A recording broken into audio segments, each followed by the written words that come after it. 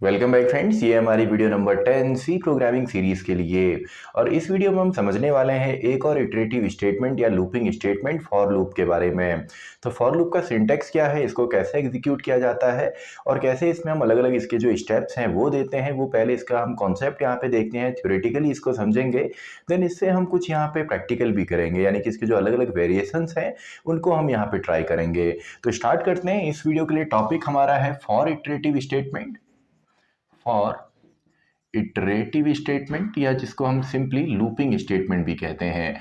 अब देखिए, अगर आपने प्रीवियस वीडियो देखी है, व्हाइल लूप आपको अगर आता है तो आपको शायद पता होगा कि किसी भी लूप को चलाने के लिए तीन बेसिक रिक्वायरमेंट होती है, यानी कि स्टार्टिंग पॉइंट होता है, एंडिंग पॉइंट होता है एंड स्टेप्स होते हैं।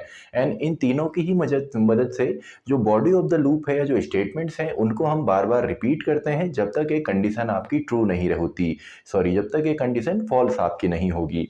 तो देखिए, सीधा सीधा इसका सिंटेक्स हम यहाँ पे समझते हैं और इसको हम यहाँ पे सीधा इसका प्रोग्राम हम क्रिएट करते हैं जिससे कि डायरेक्टली हमको ये समझ में आए। तो इसके लिए हम यहाँ पे मान लीजिए एक स्टेटमेंट है, एक प्रिंटफ के अंदर मैं स्टेटमेंट डाल देता हूँ जिसमें मैं लिख देता हूँ फॉर एग्जांपल हेलो, और मान लीजिए इसको हमने 5 टाइम रिपीट करना है। और इस बार हमारे पास जो लूप हम यूज करेंगे वो होगा फॉर लूप। तो फॉर लूप का अगर आप इसका सिंटेक्स देखेंगे तो इसका सिंटेक्स सिंपल है। सबसे पहले फॉर हम लिखते हैं एंड देन ब्रैकेट के बाद जो तीनों ही चीज हैं, वैसे हम चाहें तो तीनों ही चीजें हम इसके अंदर स्टार्टिंग से दे सकते हैं।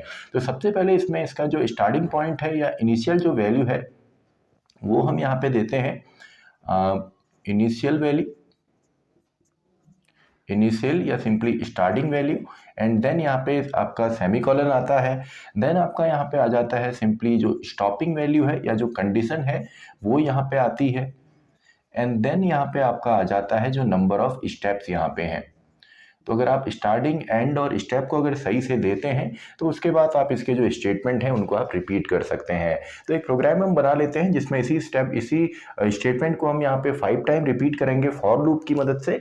तो सबसे पहले हम इंक्लूड करेंगे यहाँ पे अपने हेडर फाइल, यानी कि standard input output header file, जिससे कि प्रिंटफ एंड स्कैनफ को यूज़ हम करने वाले हैं। देन हमारा स्टार्टिंग पॉइंट यानी कि इंट मेन, एंड देन हम यहाँ पे अपने लूप को स्टार्ट करते हैं। तो सबसे पहले जो सबसे बेसिक स्ट्रक्चर इसका होता है उससे हम इसको बनाने की कोशिश करेंगे। तो इंट आई मैं यहाँ पे ले लेता हूँ and then for i equals to 1 and then आपका सेमीकोलन, यानी कि जो स्टार्टिंग पॉइंट है वो हमने दे दिया। एंड देन आपका आएगा i is less than equals to 5, क्योंकि हमने यही कंडीशन चेक करनी है। सबसे पहले आई की वैल्यू 1 होगी एंड देन अगर इसको हम चाहते हैं कि 2 3 4 इस तरीके से इंक्रीमेंट हो तो इसका जो तीसरा वाला पार्ट है यहाँ पे हम इसमें इंक्रीमेंट या डिक्रीमेंट की वैल्यू देते हैं। तो देखिए, सिंपल सा है। अब अगर आप इसके बाद यहाँ पे कर्ली ब्रेसेस यूज ना भी करें तो भी कोई प्रॉब्लम नहीं होगी, क्योंकि हमने केवल एक ही स्टेटमेंट को यहाँ पे रिपीट करना है। तो यहाँ पे सिंपली मैं लिख देता हूं प्रिंटफ के अंदर हेलो वर्ल्ड, प्रिंटफ हेलो या सिंपली हेलो वर्ल्ड, जो भी आप स्टेटमेंट लिखना चाहें। एंड देन हमारा यहाँ पे सिंपली रिटर्न जीरो एंड हमारा प्रोग्राम कंप्लीट हो गया। तो देखिए, सबसे पहले आई की वैल्यू यहाँ पे 1 होने वाली है। 1 के बाद यहाँ पे वैल्यू 2 होगी, 2 is also less than 5, then value 3 होगी, देन 4, देन 5। तो देखिए, सिंपल सा इसका सिंटैक्स है। आई होप आपको लूप समझ में आया होगा। तो अब देखिए, हो सकता है आपको एग्जाम के अंदर हर बार जो ये 3 वैल्यूज हैं, यानी कि starting point, and point and number of step, हो सकता है आपको यहीं पे ना मिले, इसको प्रोग्राम के अंदर कहीं और लिखा जाए।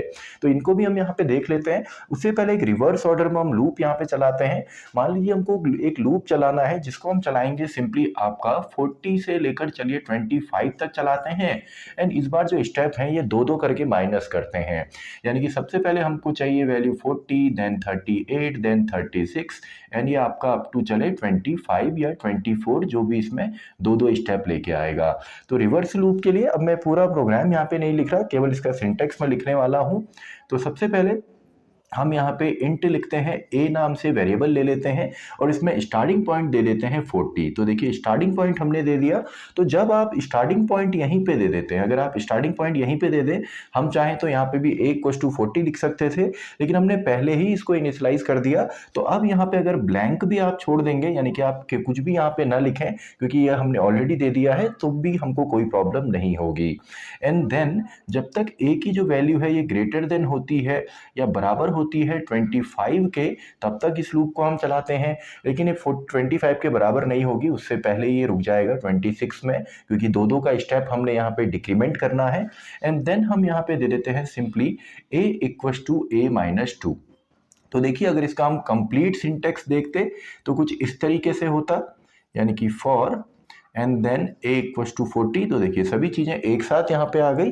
तो इसको अगर मैं यहाँ पे प्रिंट करता हूँ कुछ इस तरीके से, प्रिंट में मान लीजिए मैंने यहाँ पे हेलो लिख दिया और साथ में %d में इसी वैल्यू को हम प्रिंट कर देते हैं, a की वैल्यू यानी कि लूप की वैल्यू को।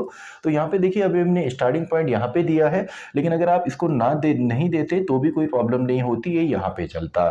और इसके अलावा अगर आपने यहाँ पे इसको लिख दिया, यानी कि आपने बाकी भी यहाँ पे पॉइंट दिए हैं, इनको भी अगर आप यहाँ पे ना देना चाहें तो सिंपली आप यहाँ पे ब्रैकेट इंक्लूड करते एंड यहाँ पे अगर मैं लिख देता a equals to a minus 2, तो हमको यहाँ पे भी देने की ज़रूरत नहीं पड़ती।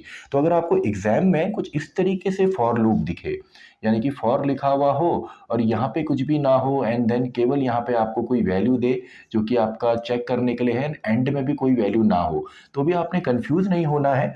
आपने throughout the program search करना है कि हो सकता है जब हमने वेरिएबल को इनिशियलाइज किया तभी उसे इनिशियलाइज कर दिया गया हो और इसकी बॉडी के अंदर यहाँ पे इंक्रीमेंट डिक्रीमेंट हो, तो हम केवल इतना ही लिखेंगे तो भी हमको प्रॉब्लम यहाँ पे नहीं होती है। तो आई होप सिंपल सा है, ये लूप भी आपको आ गया होगा। इससे आने वाले वीडियोस में काफ़ी प्रोग्राम हम बनाने वाले हैं, तो चलिए इसके कुछ प्रोग्राम्स अभी हम यहाँ पे प्रैक्टिकली करते हैं और अलग अलग वेरिएशन यहाँ पे देखते हैं आपका फॉर लूप के अंदर भी। देन इसके बाद नेक्स्ट वीडियो में हम समझेंगे आपका डू वाइल लूप के बारे में। तो अब इसको हम प्रैक्टिकली देखते हैं। तो अब देखिए थ्योरेटिकली तो हमने फॉर लूप का कॉन्सेप्ट यहाँ पे समझा, तो इससे हम कुछ प्रोग्राम यहाँ पे क्रिएट करते हैं और अलग अलग वेरिएशन हम यहाँ पे चेक करते हैं फॉर लूप के। तो स्टार्ट करते हैं। सबसे पहले हमको इंक्लूड यहाँ पे करना है अपनी header file, standard input output header file, जिसकी मदद से हम printf एंड scanf का यूज़ करते हैं। देन हमारा मेन फंक्शन यानी कि इंट मेन, एंड देन यहाँ से हम करेंगे रिटर्न 0, जिससे कि हमारा स्ट्रक्चर तैयार हो गया। तो मान लीजिए सबसे पहले हम एक नॉर्मल लूप बेसिक सिंटैक्स से एक स्टेटमेंट को रिपीट करते हैं। तो इसके लिए मैं इनिशियलाइज यहाँ पे करता हूँ a इक्वल्स टू 1, यानी कि स्टार्टिंग पॉइंट हमने लूप की दे दी। तो चलिए फिलहाल स्टार्टिंग पॉइंट यहाँ पे ना देके लूप में ही हम दे देते हैं, यानी कि जो कंप्लीट स्ट्रक्चर है वो हम बनाते हैं। a equals to 1, a is less than equals to for example 5 में दे देता हूँ, 5 टाइम रिपीट करना है। And a equals to a plus 1, आप चाहें तो यहाँ पे a प्लस प्लस भी लिख सकते हैं। तो equals to a plus 1 and इसके अंदर हम रिपीट करेंगे। अभी अगर फिलहाल हमको एक ही स्टेटमेंट रिपीट करना है तो ब्रैकेट लगाने की ज़रूरत नहीं है, यानी कि कंपाउंड स्टेटमेंट नहीं बनाना। तो हेलो वर्ल्ड और अलग लाइन में हमको ये चाहिए तो /n एंड सिंपली इसको हम क्लोज करेंगे। तो देखिए रन करके देखते हैं। तो सिंपल सा है, 5 टाइम ये वैल्यू रिपीट हुई। और अगर आपको वैल्यूज़ भी देखनी है तो %d एंड कॉमा करके यहाँ पे a आप लिखेंगे। तो देखिए अभी आउटपुट में अब हमको लूप की वैल्यू भी दिखेगी 1 2 3 4 5, तो ये वैल्यू यहाँ पे है। तो इसको हम हटा देते हैं। तो अब देखिए नेक्स्ट हम यहाँ पे अगर इसको रिपीट करें, मान लीजिए इसको हमने उल्टा चलाना है, यानी कि अब 5 to 1 अगर चलाना हो तो स्टार्टिंग पॉइंट 5 होगा, ग्रेटर देन जब तक ये रहता है सिंपली 0 के या सिंपली 1 के, क्योंकि ग्रेटर देन इक्वल्स टू है तब तक ये चले। और अगर इसको हम ऐसा ही छोड़ दें और आपने इसको जल्दीबाजी में मान लीजिए रन कर दिया, तो क्या होगा, सबसे पहले वैल्यू 5 है, +1 का इंक्रीमेंट हर बार करेंगे और यहाँ पे कंडीशन हमेशा ही ट्रू होगी, क्योंकि यहाँ पे वैल्यू पहले 5 आएगी, देन 6 आएगी और देन 7, और ये सभी वैल्यूज़ यहाँ पे बड़ी हैं। तो ये आपका कन्वर्ट हो जाएगा इन्फिनिटी लूप में। तो इसको भी रन करके चलिए देख लेते हैं ये इन्फिनिटी लूप कैसे चलते हैं।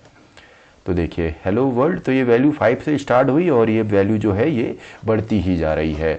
तो आपने हमेशा ही इन तीनों ही चीज़ों को यहाँ पे परफेक्टली देना है। तो -1 अब हमारी जो लूप की वैल्यू है वो स्टॉप हो जाएगी। तो अब इसको हम अलग अलग तरीके से देखते हैं। मान लीजिए स्टार्टिंग पॉइंट यहाँ पे दे दें और यहाँ पे कोई भी वैल्यू नहीं दी हो, देन आपने जो ये वाली वैल्यू है ये यहाँ पे ना दे के हमने मान लीजिए यहीं पे a++ कर दिया, तो क्या होगा, यहीं पे वैल्यू अब इंक्रीमेंट भी होगी। तो हो सकता है आपको लूप जो है ना उसका स्ट्रक्चर कई बार इस तरीके से भी नज़र आए। तो अब इसको हम रन करके देखते हैं।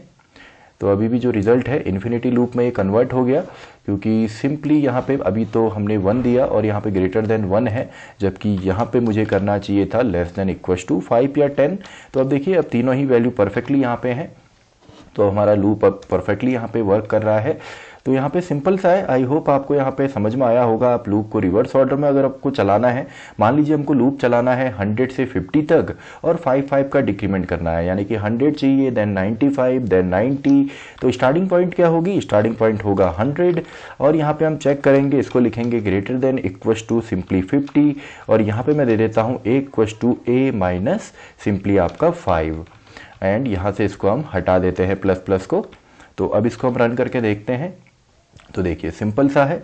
तो अब देखिए, अब यहाँ पे जो आपका यहाँ पे पार्ट है, यानी कि ये जो पार्ट है, पहला पार्ट यहाँ पे को हमारा स्टार्टिंग पॉइंट आता है, यहाँ पे आपका स्टार्टिंग पॉइंट आता है।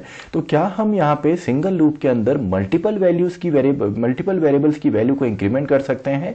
तो बिल्कुल ये भी पॉसिबल है। इसमें आपको स्ट्रक्चर जो है वो थोड़ा सा अलग यहाँ पे देखने को मिलेगा।